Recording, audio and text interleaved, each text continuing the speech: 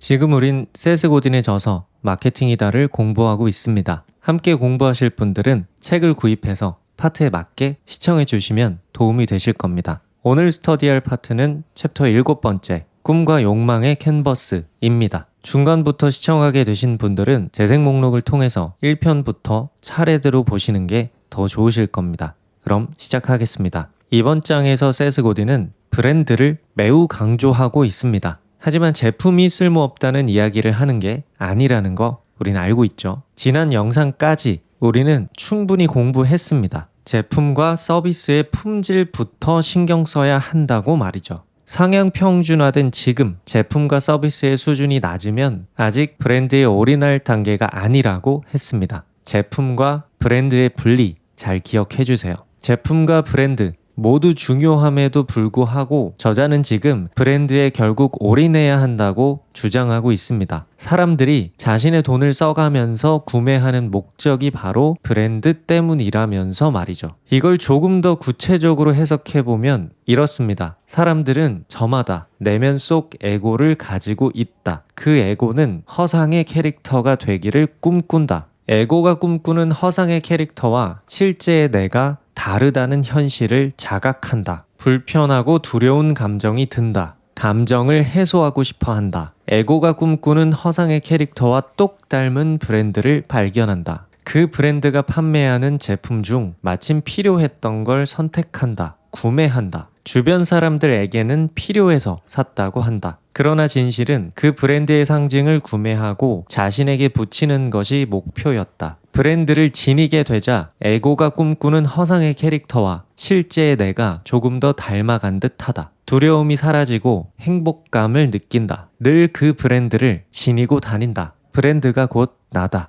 아니 정확히는 브랜드가 내 에고다. 자, 세스 고딘은 진실을 밝히고 있는 겁니다. 정말 필요했던 것이라면서 사람들은 합리화하지만 사실 우리가 죽지 않고 살아가는데 꼭 필요한 것은 많지 않습니다. 오죽하면 극단적으로 미니멀 라이프를 실천하는 사람들이 거의 대부분이 불필요했던 것이라고 말할까요? 죽지 않을 만큼 이라는 단어를 떠올려 보세요. 딱 그 정도만이 필요의 영역입니다. 그 외의 모든 건 욕구, 즉 에고의 욕망 때문이죠. 이 사실을 비난할 수도 없습니다. 자본주의가 아니었던 원시 사회에서도 하다못해서 왕관 같은 거라도 썼잖아요. 사람을 설계한 신에게 물어볼 일입니다. 현실적으로 우리 자신 포함 모든 사람들은 자신의 돈을, 자신의 욕망을 채우기 위해서 사용합니다. 브랜드를 소비한다고 말했지만 결국에 브랜드의 상을 지니고 다니면서 스스로 느끼게 될 긍정적인 감정을 돈을 주고 구매하는 겁니다. 저도 솔직히 고백하겠습니다. 수건을 개어놓고 화장실 선반이나 아무 서랍에 집어넣어도 됩니다. 서랍이 없으면 그냥 어디 한 곳에 잘 쌓아두기만 해도 되겠죠. 그러나 저희 집에는 무지에서 구매한 세련된 철제 박스에 하얀 수건이 개어져 있습니다. 필요의 관점에서는 아무짝에도 쓸모없는 행동입니다. 그러나 욕구의 관점에서는 제가 보기 좋게 담겨져 있는 저 모습이 저를 행복하게 만듭니다. 고작 수건인데 말이에요. 자, 다음은 여러분 차례입니다. 스스로에게 고백해보세요. 시작은 필요이지만, 아니 조금 더 나아가서 합리화하는 데까지 이 필요를 활용하겠지만 결국 소비의 목적은 브랜드가 주는 감정입니다.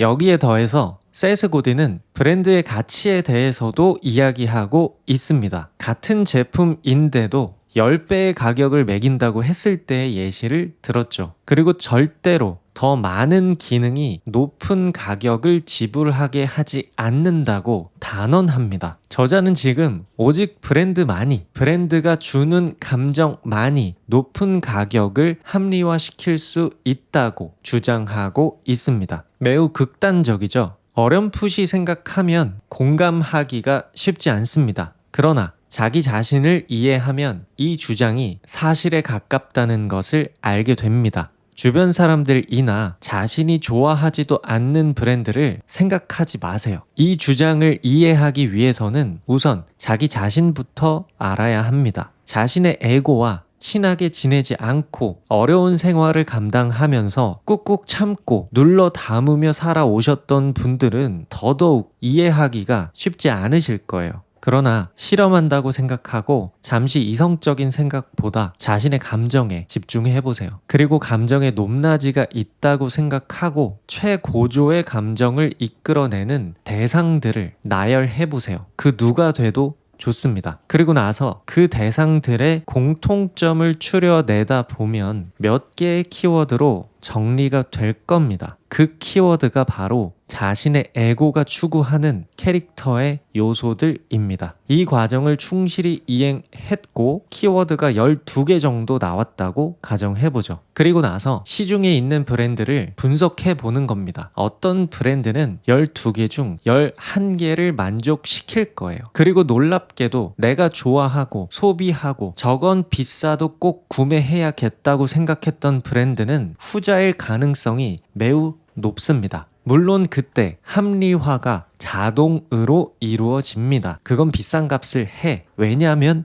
이렇고 이렇기 때문이야 라는 합리화가 끊임없이 재생될 겁니다. 그러나 제대로 따지고 들면 그보다 훨씬 더 저렴한 브랜드와 원가의 차이가 얼마 나지 않을 수도 있어요. 막연히 브랜드가 가격을 높일 때 기능이 아니라 브랜드가 중요하다는 세스 고딘의 이야기를 처음 들으면 공감이 되지 않으시겠지만 스스로 공감할 수 있는 범위 안에서 생각해보면 저자가 너무나도 진실에 대해서 이야기하고 있다는 걸 쉽게 이해할 수 있죠. 스스로 공감할 수 있는 범위 안에서는 납득이 된다면 세상에 존재하는 브랜드들이 모두 나를 대상으로 만들어진 것도 아니라는 거, 이 부분까지 이해할 수 있을 겁니다. 그 브랜드는 별로야. 나는 너무 비싸다고 생각해 라고 생각하는 브랜드는 실제로 별로가 아니라 나를 대상으로 기획된 브랜드가 아니기 때문일 확률이 굉장히 높다는 거죠. 거의 원가에 가깝게 제공하는 으뜸 플러스 안경과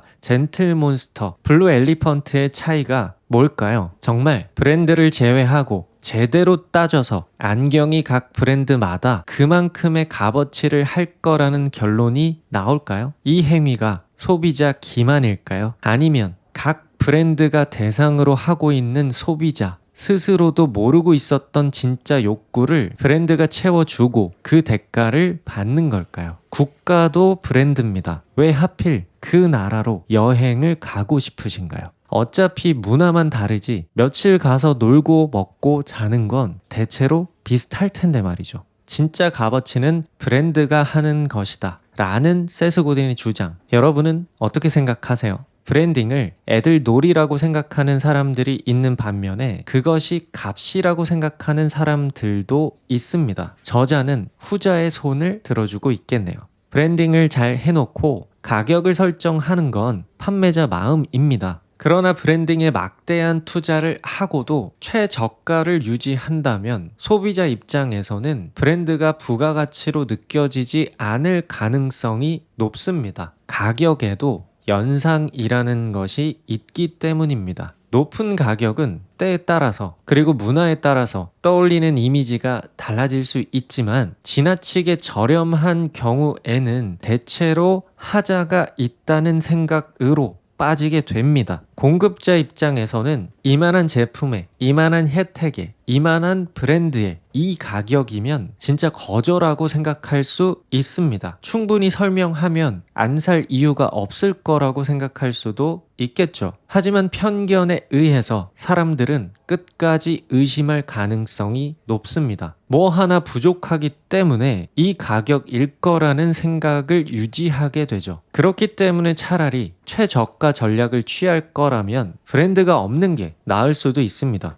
차라리 그게 더 신뢰가 가니까요. 사람들은 이성적으로 판단하지만 감정적으로 구매합니다. 제품의 수준이 어느 정도 되어서 이제 브랜드에 투자해볼 생각이라면 소비자의 감정을 위해 가격을 높이는 걸 고려해 보세요. 그 내막은 잘 모르지만 온라인에서 소고기를 구매할 때 너무 저렴하면 작업장이 더럽진 않을까 염려되는 게 우리입니다. 그럴 땐 잘 모르니까 그냥 비싼 걸 구매해버리죠. 안심하면서요. 그리고 이번 장을 읽으면서 또 무조건 다르기만 해야 돼. 다르기만 하면 성공하는 거야. 세상에 태어나서부터 우리가 모방을 했는데 그걸 어떻게든 벗어나야 돼. 라는 이상한 욕구가 올라올 수도 있으니까 조심하세요. 몇몇 문장들이 그런 욕구를 불러일으키는데 단어 하나하나 잘 해석해야 합니다. 세스 고딘에게 재미없고 따분한 제품이란 모두를 대상으로 기획된 것을 말합니다. 반대로 재밌고 실험적인 제품이란 유일한 대상으로 기획된 걸 의미하죠. 무조건 다르기만 하면 된다고 말한 내용이 절대 아니니까 책을 읽으면서 오해하지 마세요.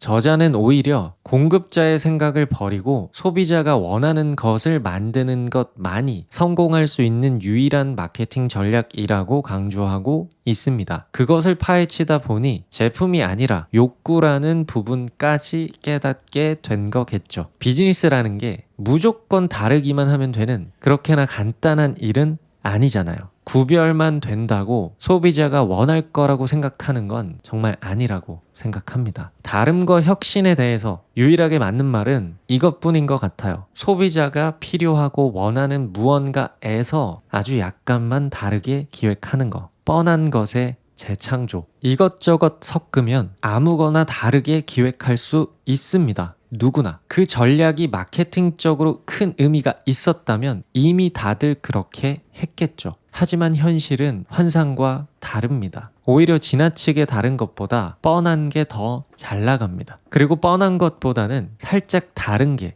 더 잘 나가죠. 지나치게 다르게 하는 실험은 위험할 수 있고 검증된 가치를 살짝만 다르게 실험하는 건 혁신이 될 수도 있습니다. 비즈니스 안에서 현실적인 혁신이란 이런 모습을 말합니다. 스마트폰의 모든 기능을 앞으로는 스마트 글래스에서 사용할 수 있다. 엄청나게 다른 것처럼 들리지만 실상 살짝만 다른 겁니다. 그 살짝만 다르게 하는 게 엄청나게 어려워서 이것을 현실적인 혁신이라고 부르는 거죠. 지나치게 다르게 하는 실험이 오히려 초등학생도 할 수 있을 만큼 쉬운 일입니다. 여러분들이 이 사실을 명확하게 이해하신다면 혼란이 많이 줄어드실 겁니다. 그리고 시장의 흐름이 이해가 되실 거예요. 그러니 뻔하게도 말고 지나치게 다르게도 말고 살짝 다르게를 고민해보세요. 물론 예술을 하실 분들은 제외고 사업하실 분들만 말이죠. 시리즈는 앞으로 계속 이어질 거고요. 이제 스터디한 파트 중 몇 개의 문장을 읽고 마무리해보겠습니다.